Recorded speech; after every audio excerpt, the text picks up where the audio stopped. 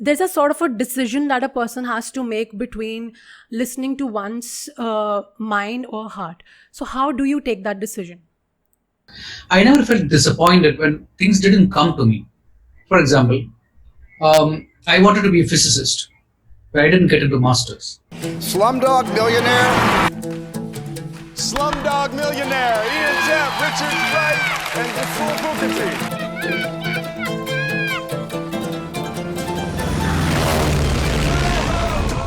Rasul, without taking much of your time, I'll just come to the first question. So, amidst all this debate of nepotism that we're having around today, if we see your life, Rasul, you did not belong to any Bollywood family. You came all the way from Kerala and you educated yourself as a sound engineer and you got a job here in the industry and you made it all the way up to the Oscars. I mean, there are sons and daughters of people in the Bollywood industry who have not made it to the Oscars. But you worked hard and you got this recognition. And there are only a handful of people in India who have got this recognition. So you are yourself a living example that that defies this whole debate. So what do you think? What were the factors that were responsible for your grand success? No, I will not say that the argument of nepotism is unfound. That is mostly to do with the actors and directors. And see, technical force is something that the industry need. Without us, there is no star. Without us, there is no memorable tunes. Without us, there is no good-looking film. There's no Without us, soul there is no. in the movie. Without us, there is no idiom of Bollywood, as you call it. The idiom of Hindi cinema comes from us. So we are the thinking force. We are the think tank behind this, all the glamour that you see. So of course, there can be favoritism, but the real talent cannot be stopped. It will come, some way or the other. It comes. But the thing is, how much you are willing to give in to the fact that there is certain amount of favoritism happens in an industry. It happens in every industry. For example, it is there in doctor's profession. It is there in engineering profession. It is there everywhere. So it is not that Bollywood is an exception or it's only exists in Bollywood. It's not. Cinema, because there is a lot of glamour involved in it, it comes out into the open. The biggest nepotism is politics. Indian politics has been driven by Indian democracy has been driven by its own nepotic politics for last 70 years, maybe. Right. So it's there everywhere. It's not that don't just single out and say that Indian cinema industry is something that is karmically bad. That's not true. And what is the real reason for my success? I don't know, actually. If someone asks me what is the reason for your success, I really don't have a real answer to it. But where I can answer from is, I would say, I've been fearless all the way. You were fearless. Every stage of my education, my sense of education was about being fearless. Wow. The first time when I stood up in my school class and read a book aloud, that's when I lost the fear of language. So every stage of my life was about making myself fearless. When I had that full power of things that I know about an art and its allied history, I was fearless to walk into an industry which, in fact, when I walked into Bombay industry, they said they don't need me. Okay. My talent, they don't need me. So, and I thought that if an industry is telling me that they don't need me, then I have to create the need. Right. For I have to create that need for myself. I always believed what Vivekananda Swamiji has said. He said, your education, if you think that if your education, with your education, if your fellow brothers and sisters are not going to be um, uh, helped, that education has no meaning. Exactly. That's what I always that's what I always followed, and I've been, for me, all my life it's about that. So when So you say you could that, decipher things. yeah. So when you say that you thought of creating your need in the industry when there's no need, So here I want to ask you a question that what if, now it's just an imagination, what if you had not got the Oscars? I mean, this quantum jump that you have uh, got after this, as you said in one of your speeches, that you got a quantum jump with that. So what if you had not got the Oscars? Then what? How could your life had been different today? See, I would have still been happy. That's what I would say. The Oscar that I won does not define me Wow. personally and professionally. It never did. You know, but that's one thing. And I always thought that I would win an Oscar for a film that I would make. I never thought I will win an Oscar for my Sound. technical job, Yeah, technical. for sound. Hmm. Because you would know that technical uh, the technical force in Hollywood is one of the the biggest built Biggest. wall, Right. and it's not easy to break it. Hmm. There can be an actor going from here, there can be a singer going from here, there can be musicians going from here, and making it big in Hollywood or big in the US, but never a technical person. Right. That technical community is so strong. Everything is built there. Everything come from there. You know, Yeah. we boast ourselves to be the biggest filmmaking community in the world, but we don't make a microphone, we don't make a speaker, we don't make a camera, we don't make a lens, we don't make a light, we don't make anything. We don't make any software. We are the biggest IT power. But what is Narayana Murthy has done in his entire life? He created maybe Infosys for people who is seeking job in the IT industry. That's the biggest thing. But for me, it doesn't satisfy me. How come he couldn't become Steve Jobs, or he couldn't lead India to create another Microsoft? For me, that's where I am looking at.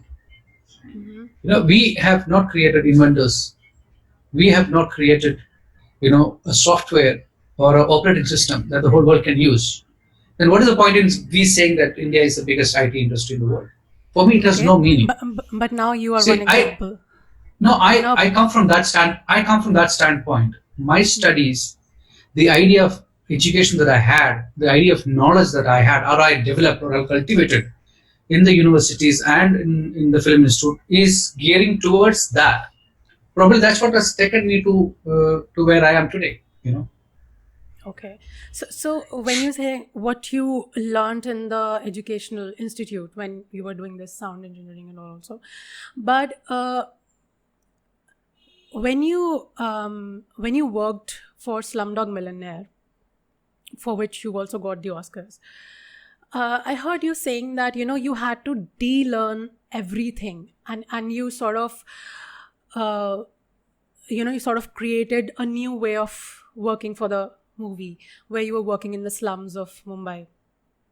So if we see your life and the path that you have followed, your parents, they wanted, your father, he probably wanted you to become a lawyer, and then initially you were on the path to becoming a physicist, and then you went into sound engineering. Later on you finally landed up in the Bollywood industry. So there are many decisions that a person has to take from his mind and not from his heart. So if I see today's generation, there are many struggling artists, many in every field, even in the technical field, who are working very hard and who face this problem of not knowing how and when to choose between their mind and their heart. How did you decide that you should now go with your intuition and follow what is just calling inside of you, and deal on everything and make up this thing all together in a different way, like you did that for Slumdog? So and not go for, thinking just logically and calculating, okay, fine, this has to be done in this way, so probably if this goes wrong, it may take away the whole time. So there's a sort of a decision that a person has to make between listening to one's mind or heart. So how do you take that decision? The thing is, I never thought about it. I never gave a big deal about whatever decision that I have taken. One, two, I never felt disappointed when things didn't come to me. For example, I wanted to be a physicist, but I didn't get into masters. Okay, so when I didn't get into masters, of course, I mean, for that moment you feel a little disappointed, but Yeah. that didn't define me.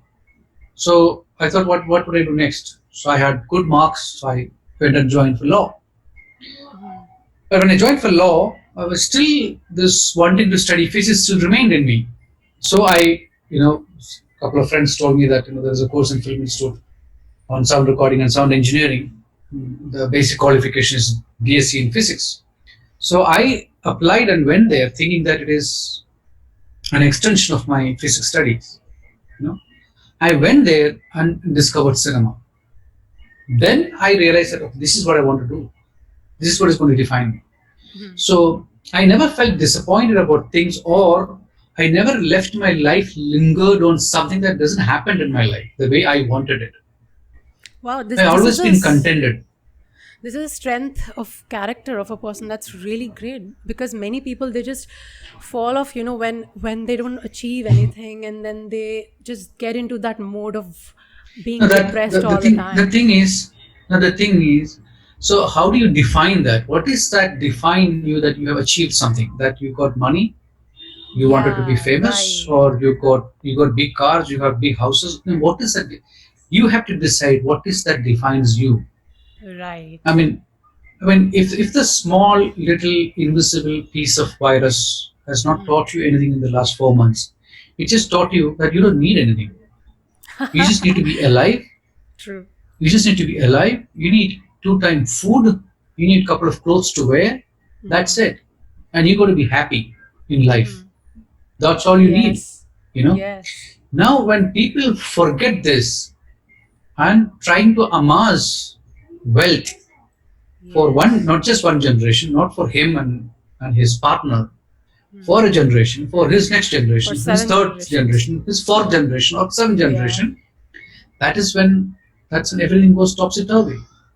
Right. Look at the number of our brothers and sisters who walked thousands of miles home. How many of us who sat in our living room, watched it on television, did come forward to help? Forget about the government. How many of us? How many of us felt for them? How many of us clicked those buttons and made a donation? You can count less than 2%. Right.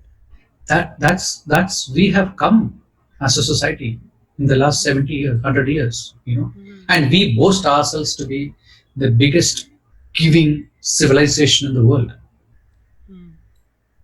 It is so shameful. We haven't taught our children anything. We have kept them in some old, idea of a nation that we had thousands and thousands of years ago. Everything was, we made our younger generation to feel that everything was hunky-dory 1,000 years ago, or maybe 10,000 years ago, or Okay, 5,000 years ago. but today's generation, when everything is there on the internet, I feel that the millennials, all of us, we learn Now, let me tell you examples. Let me tell you one thing. When India was fighting for freedom, or when some of the kings fighting against the British, the other people sat around and had their party. That's how we've been as a society. History is us 400 years ago. We just don't realize that history is us. It is so important to show the history to today's generation so that they know what India has come through. And I think you have a movie also, Nanak Shah Fakir. in which you have put forward the life of Guru Nanak and what India, what we have come through. It's an extremely beautiful movie. I really wish the audience could see that.